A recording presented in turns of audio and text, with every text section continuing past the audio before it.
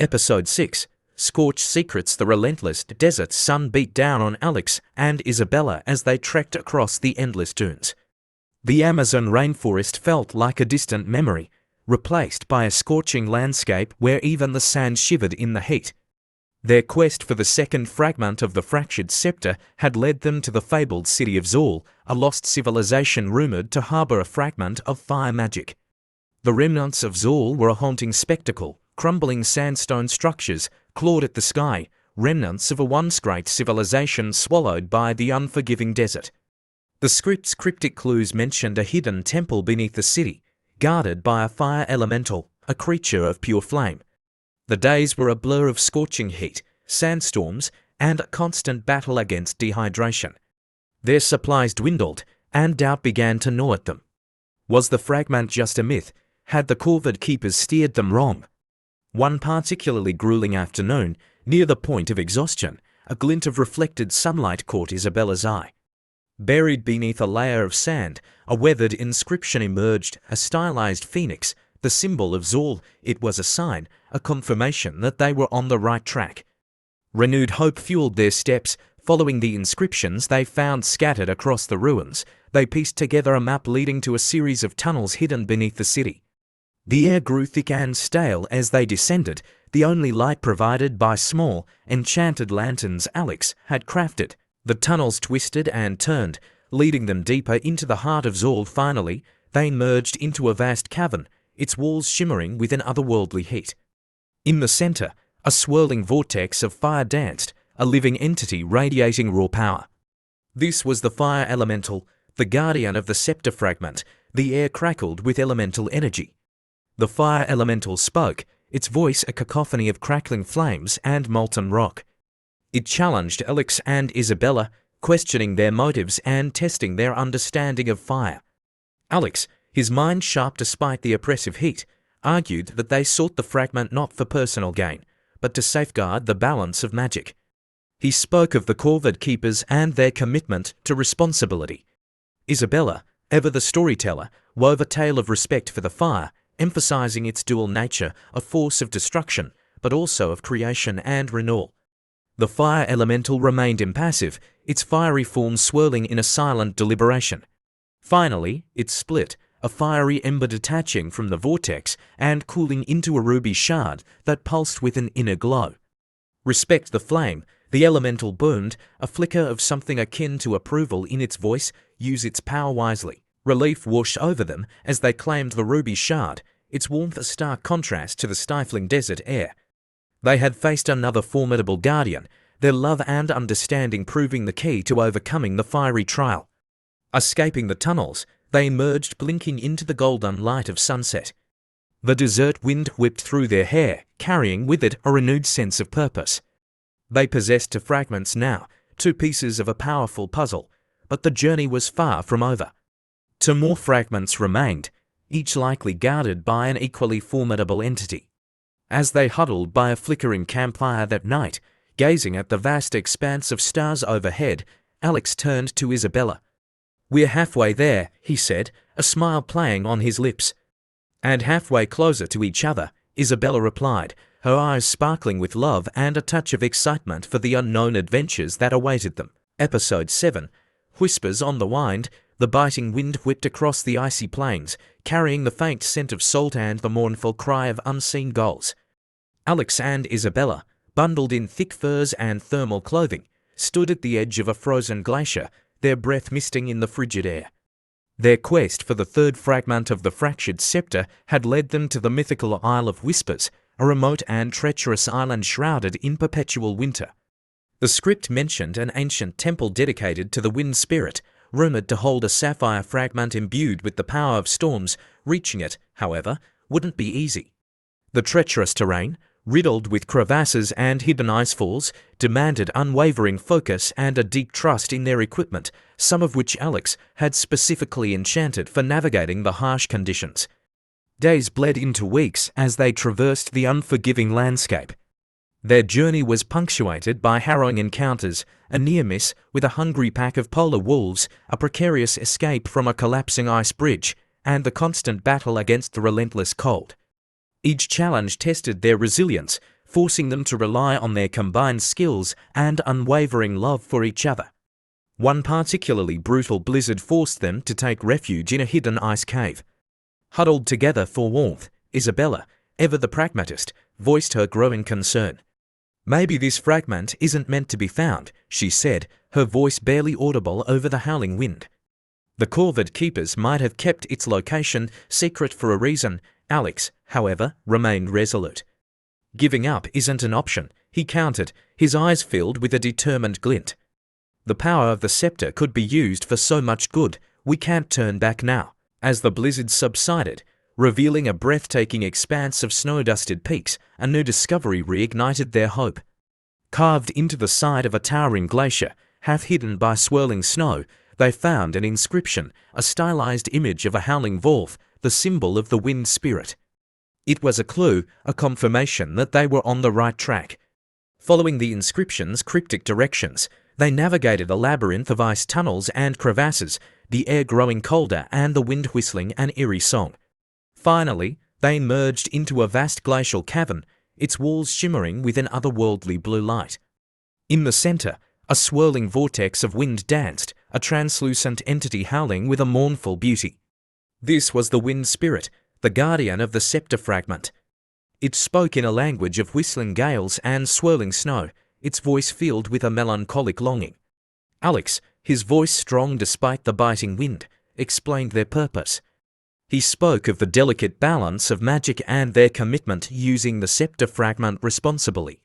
Isabella, her voice weaving through the howling wind, narrated a story of respect for the power of storms, acknowledging both their destructive and cleansing nature. The wind spirit listened patiently, its swirling form rippling with unseen emotions. Finally, with a gust that rattled the very floor of the cavern, a single snowflake detached from the vortex, solidifying into a sapphire shard that pulsed with an icy glow. "Respect the fury," the wind spirit boomed, its voice echoing through the cavern. "Use its power with wisdom," and a calm heart, relief washed over them as they claimed the sapphire shard, its icy chill a stark contrast to the warmth of their shared love. They had faced another powerful entity, and once again, their love and understanding had proven the key. Emerging from the cavern, they blinked at the brilliance of the midday sun reflecting off the snow. The journey had been arduous, pushing them to their physical and emotional limits. Yet, they stood together, stronger and more connected than ever before. They now possessed 3 fragments of the Fractured Scepter, each imbued with a different elemental power. Only one remained, the final piece, said to be guarded by a creature of pure magic in a hidden city beneath the sea.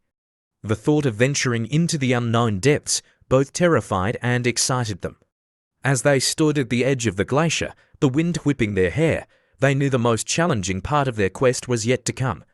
But hand in hand, their love story a testament to courage and unwavering belief, they were ready to face whatever dangers lurked beneath the waves. Episode 8. Echoes of the Deep. The salty spray stung Alex's face as he and Isabella stood on the rickety deck of a weathered fishing boat.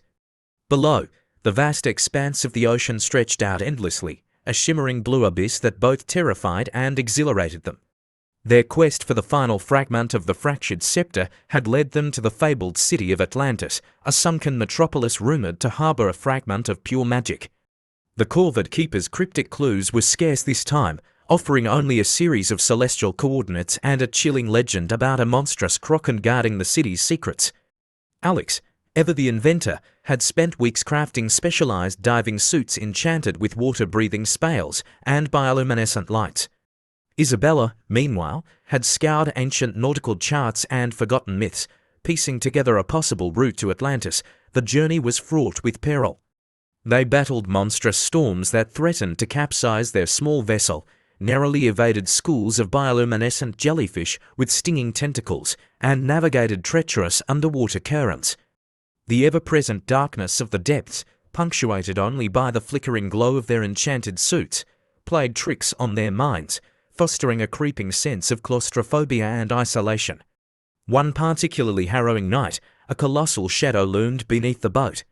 Fear prickled Alex's skin as the monstrous kraken, its tentacles as thick as ship masts, surfaced from the inky depths.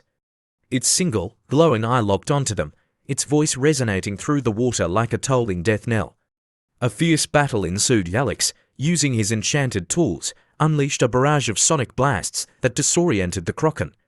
Isabella, channeling the spirit of a legendary seafaring queen, conjured a magical illusion, a shimmering mirage that lured the Kraken away from their boat. The battle was exhausting, pushing their skills and courage to the limit. Yet, their combined efforts proved successful. The Kraken, momentarily distracted by the illusion, retreated into the depths, its booming voice fading into the abyss. Exhausted but exhilarated, Alex and Isabella continued their descent. Finally, the coordinates on the chart aligned, revealing a faint shimmering light emanating from the ocean floor. There, nestled in the ruins of a magnificent underwater city, lay the final piece of the scepter, an amethyst shard pulsating with an ethereal glow. As they approached the fragment, a spectral figure materialized before them. It was the guardian of Atlantis, an ancient mage who had sacrificed himself to protect the city from invaders. His voice, though faint, echoed with a timeless wisdom. "The power you seek is immense," the mage warned. "Use it with caution, for even the purest magic can be corrupted by ambition." Alex and Isabella knelt before him, their respect evident in their postures. They spoke of the Corvid Keepers, their responsibility to maintain the balance of magic, and their intention to use the scepter for good. The guardian listened patiently, a flicker of approval warming his spectral form. With a gentle wave of his hand, the amethyst shard detached from the ruins, floating towards them. "May your love be the compass that guides you," the mage intoned. "May your hearts remain pure in the face of immense power." As they ascended to the surface, the first rays of dawn painted the sky with hues of orange and pink. In their hands, the 4 fragments of the scepter gleamed, their combined energy humming with a potent magic. They had defied perilous journeys and fearsome guardians, their love story a beacon that had guided them through darkness. But their quest wasn't over. Reassembling the scepter was only the first step. Now, they had to unlock its secrets, to understand the true potential of the power they wielded. As they sailed towards the horizon, a new chapter in their adventure unfolded, one filled with the promise of creation, responsibility, and the enduring magic of their love. Years later, Arcane Artifacts stood not just as a successful business, but as a force for good. Alex and Isabella, along with the Corvid Keepers, used the scepter responsibly, restoring depleted magical sources, aiding endangered mythical creatures, and safeguarding the balance of magic throughout the world. Their story, whispered on the wind and carried on the ocean currents, became a legend, a testament to the power of love, courage, and the responsibility that comes with wielding immense power. Theirs was a love story woven into the fabric of magic itself, forever echoing in the whispers of the wind and the crashing waves of the sea. Episode 9, Echoes of Doubt. The rhythmic tapping of Isabella's pen echoed in their cramped studio, a counterpoint to the frustrated sigh escaping Alex's lips. A crumpled sketch lay discarded at his feet, another victim of their recent string of magical mishaps. Ever since they'd begun wielding the scepter, a powerful artifact gifted by a mysterious benefactor, their once vibrant creations had become warped by uncontrollable magic. The scepter, imbued with potent but erratic magic, had promised to elevate their art. Instead, it felt like a malevolent puppeteer, twisting their brushes and warping their visions. Their latest project, a commission for the city's grand opera, had become a tragicomedy. Flowers on the stage sprouted thorns that pricked the soprano, and a flock of painted birds took flight, leaving the bewildered conductor flapping at empty air. Public scorn and ridicule were piling up faster than unpaid bills. Isabella, ever the stoic sculptor, meticulously cleaned her tools, her brow furrowed in concentration. "We need a plan, Alex," she said, her voice firm. "Throwing tantrums at parchment won't solve this." Alex, his fiery red hair a mess, slammed his fist on the desk. "A plan? Every brushstroke feels like a gamble. We can't control it, Isa. The scepter's got a mind of its own." "Maybe," Isabella conceded, her voice softening, "but we can still be artists. We just need to adapt." She gestured to a corner of the studio where she'd been experimenting. Chunks of clay, misshapen by unexpected bursts of magic, were now sculpted into a fantastical beast, its chaotic form strangely beautiful. Alex eyed the clay creature, skepticism battling with a flicker of hope. So, we just embrace the chaos, not embrace, Isabella corrected, but understand. The scepter isn't a paintbrush, it's a force of nature. We learn to channel it, not control it, doubt gnawed at Alex, but seeing Isabella's newfound resolve sparked a similar fire in him. Maybe the scepter wasn't a curse, but a challenge, a chance to push the boundaries of their art in ways they never imagined. The next morning, they approached their work with renewed purpose. Isabella molded clay with a newfound confidence, letting the unpredictable magic guide her hands. Alex, armed with a palette of shimmering, unpredictable paints, dipped his brush with a newfound respect for the scepter's power. The results were unorthodox. A portrait of a stoic mayor sprouted a crown of twisting vines. A bustling market scene pulsed with an otherworldly glow. But within the chaos, there was a raw, untamed beauty, a reflection of the raw magic they now wielded. As the day wore on, a cautious optimism began to bloom. Maybe, just maybe, they could find a way to create art, not in spite of the scepter, but because of it. The road ahead was uncertain, echoing with the doubts they hadn't fully silenced. But for the first time since wielding the artifact, they weren't just artists struggling with magic, they were becoming something entirely new. Episode 10, Echoes of Acceptance. The scepter's influence continued to be a double-edged sword. While their creations garnered a newfound, albeit bewildered, attention, financial woes lingered. Isabella, ever the pragmatist, set about securing a new commission. This time, she targeted a reclusive collector known for his interest in the avant-garde, a perfect fit for their magically infused art. Meanwhile, Alex delved deeper into understanding the scepter. He pored over dusty tomes in the city's arcane library, searching for clues on how to harness its power. One passage, scrawled in a faded language, hinted at a connection between the wielder's emotions and the magic's direction. Their opportunity arrived in the form of a terse invitation from the collector, Mr. Viridian. His sprawling mansion was a labyrinth of curiosities and oddities. Viridian himself was a gaunt figure with eyes that seemed to pierce through the room. He appraised their work silently, his lips pursed tight.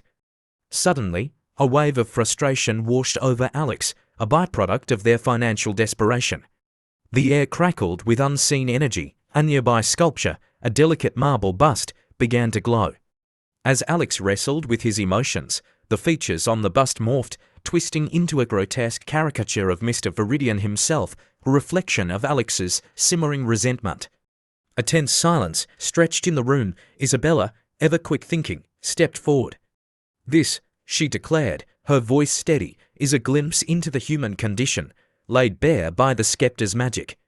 It captures the raw emotion we all feel, even the esteemed Mr. Viridian." Viridian's eyes narrowed, but a flicker of amusement danced in their depths. He leaned closer, his voice a dry rasp, intriguing.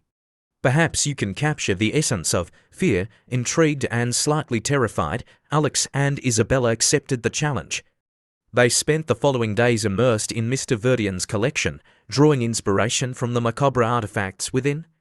Alex, channeling his anxieties into the work, created a swirling vortex of paint that pulsed with a sense of impending doom. Isabella, inspired by a collection of ancient bone charms, sculpted a haunting visage of a skeletal hand reaching from the darkness. When they presented their work to Mr. Viridian, he stood transfixed.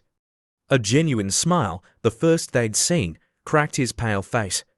"This," he declared, "is art that truly moves the soul." News of Viridian's patronage spread like wildfire.